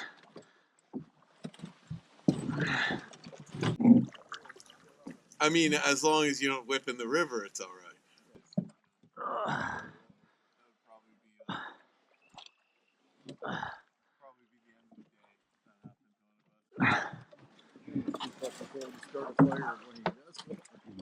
Uh-huh.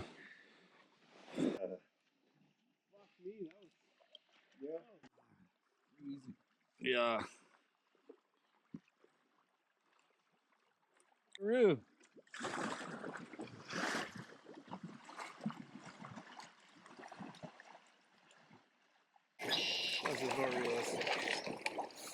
Here we are.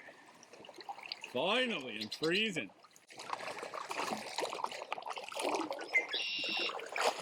Yes.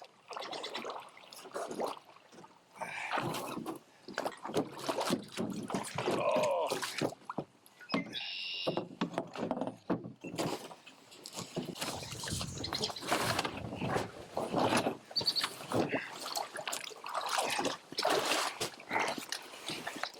Phenomenal how much water gets into the boat, just from the rain and your shoes and stuff. And the paddle. Yeah. It's definitely one knock of the double plate. Soak yourself. Yeah. Soak yourself.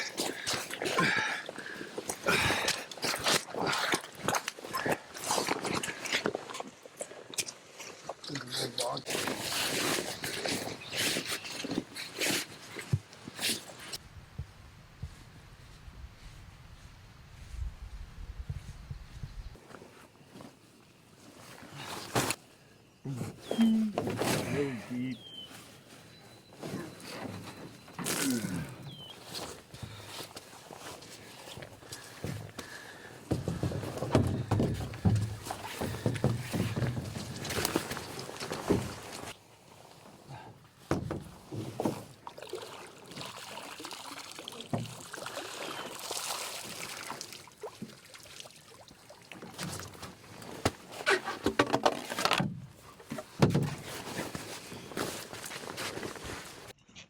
Oh, come on. Come on. Come on, Buck. Oh, come on.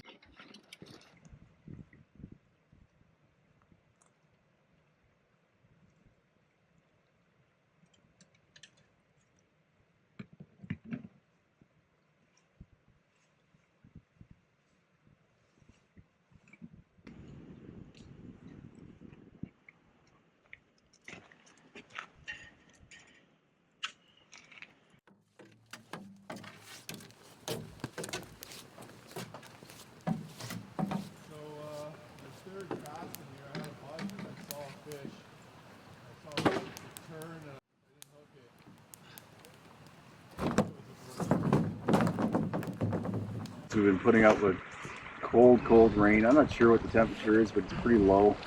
The rain has just been so incessant, and then the water is so freezing that we're just soaked through, and we were starting to suffer from mild hypothermia. We had to get to camp here, get some warm, dry clothes on, get a big fire going, a warming fire to get us back up to proper temperature and functioning properly again. I can now stop shivering. I can work my hands better now, and we can start now settling into camp, get our sleeping arrangements set up, and then get the fish on the grill. What an epic day, but it turned into a real slog. We've literally just been beast paddling into icy winds and rain, and every time we stop we get cold. So but wow, totally exhilarating, and after all that hard work, an incredible day to show up and to make it to our site well before dark, and to sort of battle against the elements and battle against cold and make it to an awesome campsite. Just exhilarating, hard, definitely hard at the end of the day, but it made it a real adventure, and that's what I freaking live for. So loving it.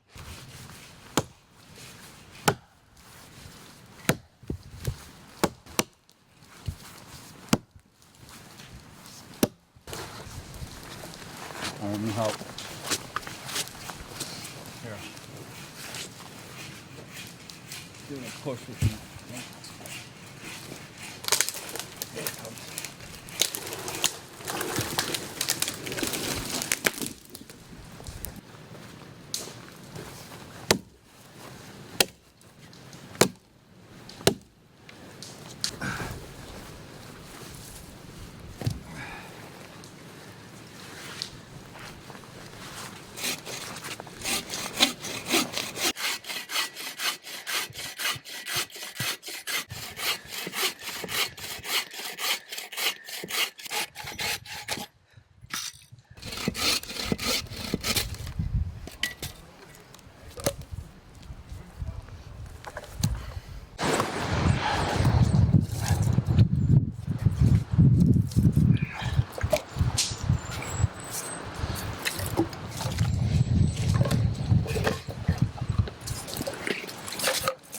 I'll grab two. There's that over there.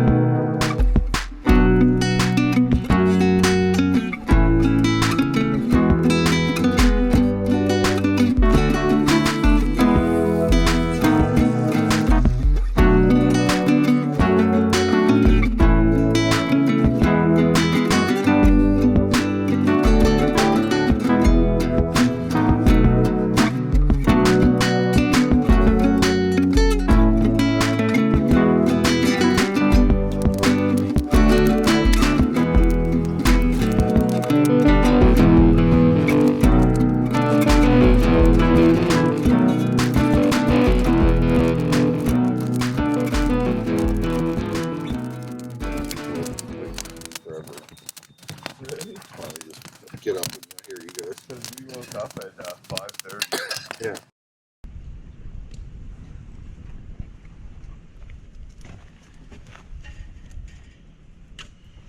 Oh, with an iPhone?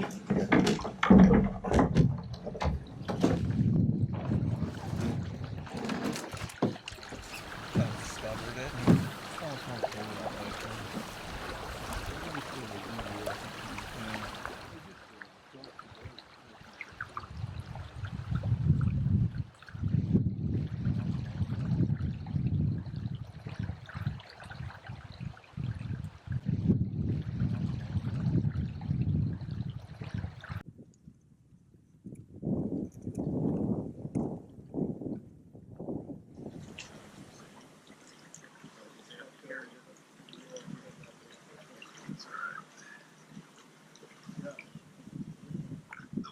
of the things on a loan we thought we were going to do more of was laughing, but it hurt. We couldn't even laugh when things were funny. It was exhausting. Yeah. The problem was it was soaked. You know, because I have a gaping hole in my rain jacket. I would usually think, oh, it's my core, which I guess is true. So, for example, they say if you can't go like this,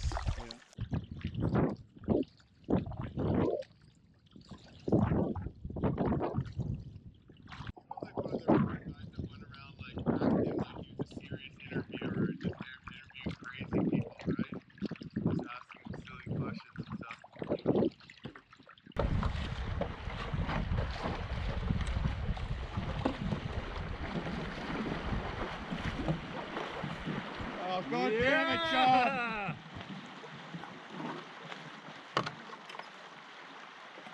Yeah. Get it! You could get up, Ted. Oh, you're gonna have to get out of my way.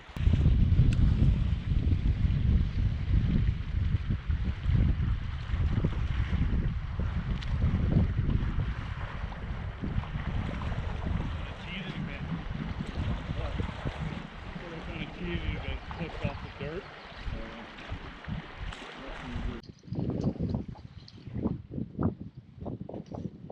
Push on the side.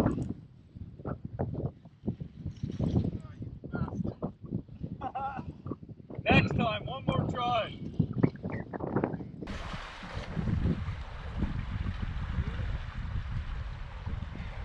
Yeah.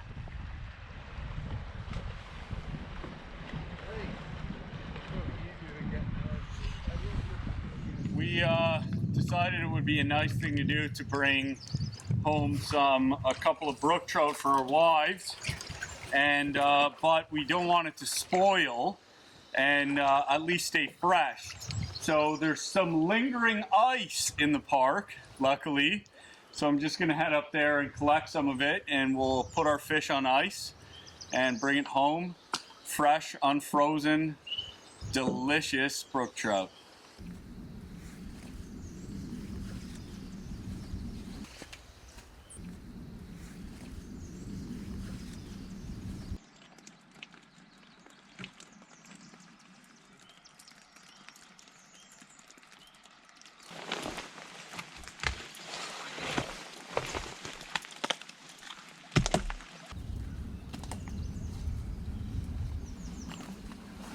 Should be enough. I think that's enough. You want to get some too? Yeah. Careful, it might. This came down with a tap. Yeah.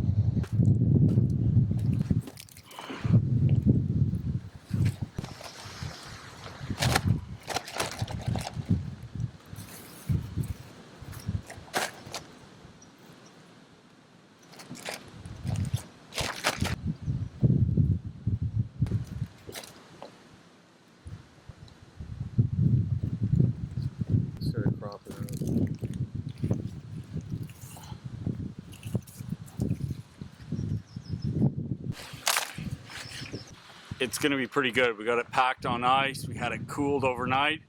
Never frozen. It's going to be yummy. And even though we're starting getting close to home, I mean, we're going to be multiple hours. So this is going to make a big difference. And it's still fresh fish. One day old at best, not even yet. So Great little tip, eh? yeah, and you just keep an eye out for those places on the right slope in the shade, and it's not even only old snow, it's solid ice, so pretty good. Pack a little home for everyone else. So.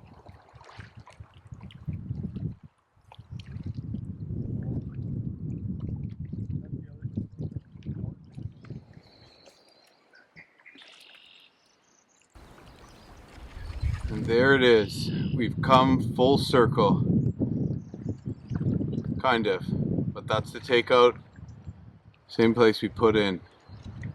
So what do you think, Shawn? Has it been a good trip?